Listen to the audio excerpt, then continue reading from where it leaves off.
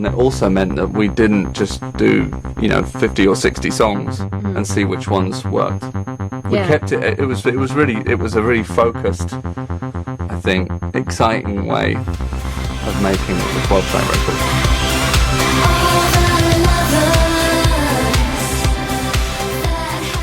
Yeah, and you were really slave driver, taskmaster. You were decisive. You were determined that it was 12 tracks, 40-ish minutes, being that precise about it, not like how many songs feel good, but you really were quite strict. That motion was that's what I was implying. I think we look for the classic album format. Where can you make a record that represents your artistic intention but without over-egging it and perhaps leaving you just asking for one more? And that's until we sort of struck upon that kind of formula and that feel, we kept going until we got it.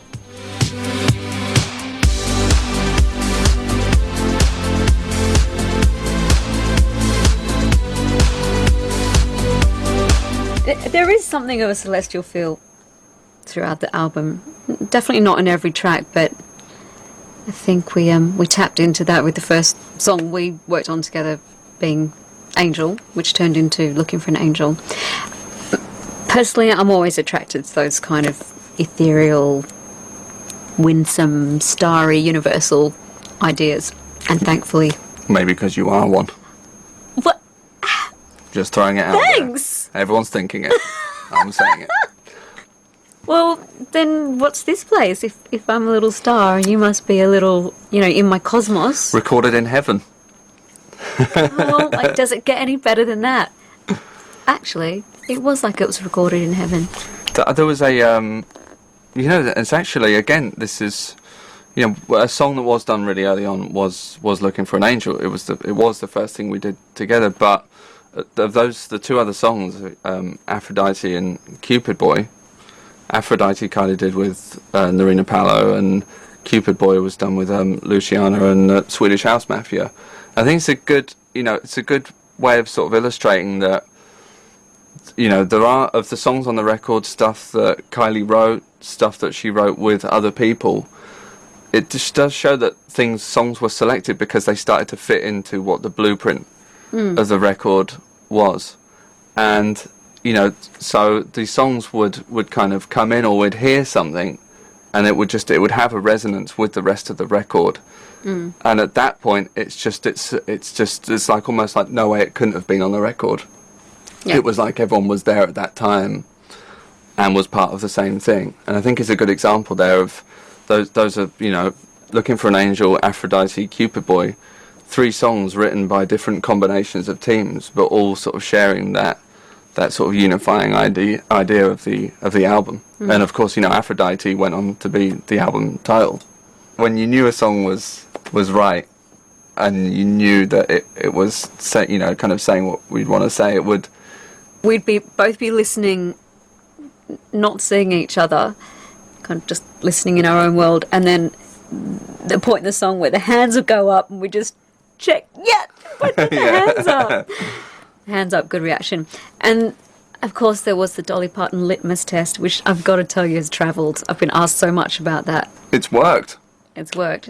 Shall we tell that little story? You should, yeah, you should. That came from New York as well. It did. Yeah. Yeah, we the soon to be trademarked and copyrighted Dolly Parton litmus test is a way of I guess testing a song's viability as a song without production. So he'd get his acoustic guitar out and we would sing. Well, it wasn't quite singing. It was more of a performance. Okay, true. With a very strange hold of my mouth. Kylie does the best Dolly Parton impersonation there is on the planet ever. And we sort of figured out that if that worked for any song, and we could see Dolly doing it, and then on top of that we could sit down with a guitar and do it like that as well, the song was probably destined for good things. and we and it just became it became a sort of like you say a litmus test for each song on the record. Yeah. Subsequently, it's also gone on to be the thing that stays in your head quite strongly as well. It does. It And really destined does. Kylie to do it at every dinner party she goes to from this point onwards till the end of time. But then, as a celebration, when it was my last day coming in here to just wrap up a couple of things, I took it upon my good self to get 2 of the cheapest, gnarliest, got nothing to do with a natural fibre at all outfits, cowboy and cowgirl.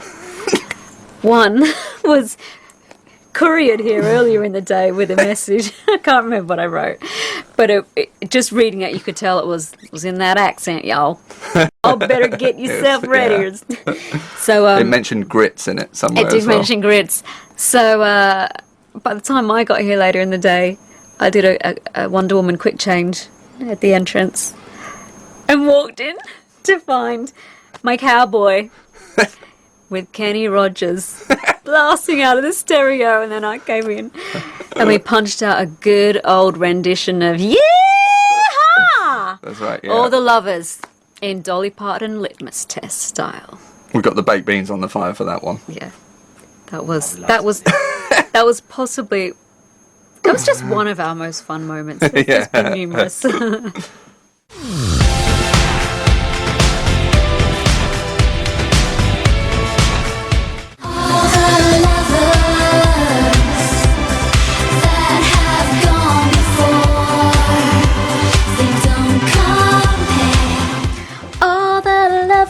I'm not going to sing name check every title, but All the Lovers, what a lovely start.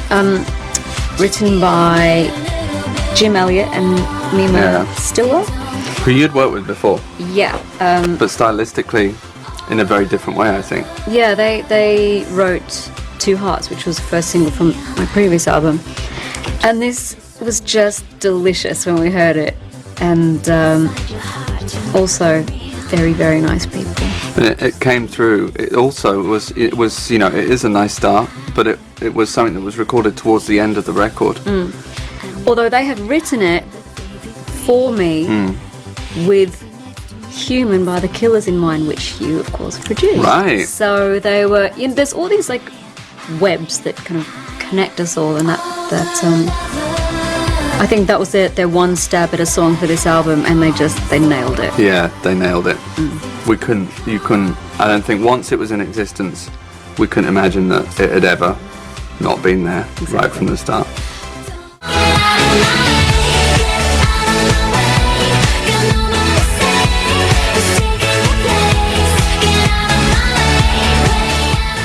Get Out of My Way is what originally produced by Cutfather, and I'd worked with him before. Also, the top liners on that were Damon and Lucas. Lucas, yeah. As in Lucas with the lid off. Yeah, Lucas with the lid off, yeah. It was done with that team as they wanted it to be done, and then they graciously handed it over to Stuart to kind of sew it in, make it really feel part of the album. And we blasted through some vocals again on the little mic here, and I loved it when we first heard it. I thought it was very, very cool, in your face pop. I think Get Out of My Way it was a great example of a song which it just took a life You of keep its talking. own. Okay. So it took. Excellent. Yeah. So That's what I'm talking about, folks. Took a great life of its own once said £80, $100 microphone sprang into life, and this again, it just injected it with like an air of performance and excitement, which I think for both of us, it's Get Out of My Way is one of our favourite songs on the record. And there's also the fact that you have to hold this as opposed to the big mic that you're really not connected to. Yeah. I think that helped as well, just making it feel performance-like. It's Kylie on stage. And put your hands up if you feel love tonight. If you feel love, now put your hands right, sorry. Put Your Hands Up. Finn, who produces under the guise of Starsmith, great, young, talented, enthusiastic. Him plus the Nervo twins. I don't think your studio's ever known such a whirlwind of energy. I wasn't sure if the walls were still going to be standing at the end of the day when everyone came together in that same room. But it was really exciting to record, and it was really, I mean, we talk about us having a good time making a record. There were 5 people in the studio that day, and even Miles from Parlophone was in as well, and he was last seen hopping and skipping out the hallway as well, because it was all so exciting. It's just so fast paced and so undeniable. You just, the hands do go up. So that was a lot of fun. An anthem from the start.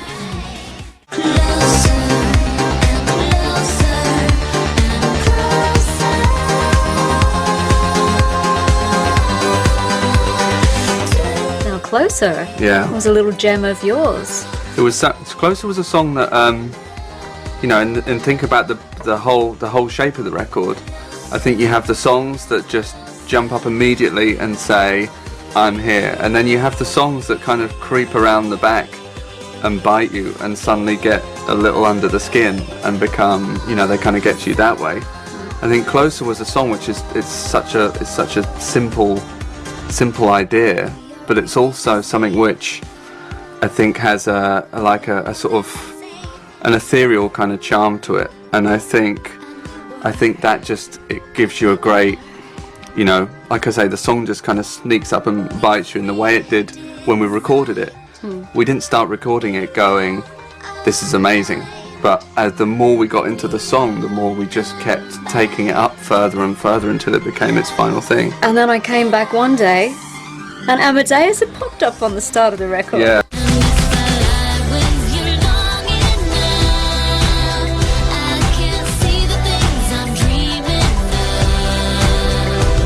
Everything is Beautiful is written by Fraser T. Smith and Tim Rice Oxley. And I think that's, to have those kind of songwriters come in on this project. Yeah. Just gives it another dimension, particularly lyrically. Tim's pretty amazing, and I'm a big fan of Keen, and you've worked with Keen before, so that was another example of recording it elsewhere, bringing it back in, spending time in the studio with both Fraser and Tim, and we worked on a couple of other tracks together. So it's nice to get to know them a little bit. But also, it's how your vocals are on that song. When Kylie went to record it and came back, we could just hear it, get the first listen, as it were, here. And it was just, wow, it just sounded amazing. And I think there was this slightly unusual partnership of Tim writing a song and Kylie doing it, and I think it just made for an amazing result. The tempo is different to anything else on the record. It's a real gift when it comes on. It's not like something we would have written together, so to have that wonderful external element. Yeah.